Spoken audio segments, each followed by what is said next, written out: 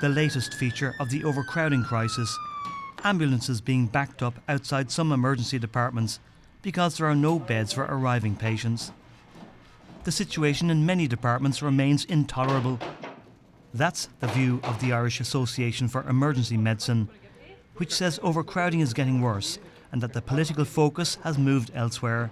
This is probably the single most important issue for the Irish public, is the fact that as things currently stand, the 1.2 million patients who attend Ireland's emergency departments cannot be seen in a timely fashion and certainly cannot get a hospital bed if they need one. There were 525 patients waiting on trolleys today.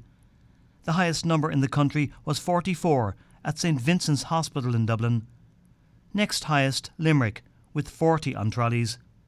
There were 39 waiting at Our Lady of Lourdes Hospital in Drogheda, 36 at Beaumont Hospital in Dublin, and 35 at South Tipperary General.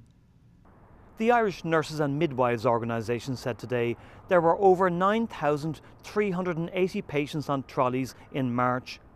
It says that represents a 5% increase on the same month last year.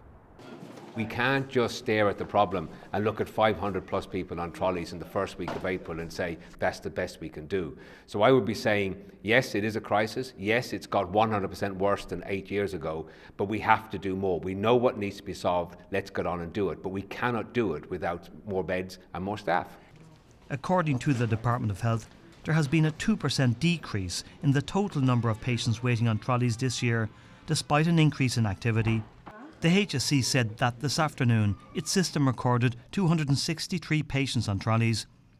It said that traditionally there are increased pressures after the Easter period. Fergal Bowers, RTE News.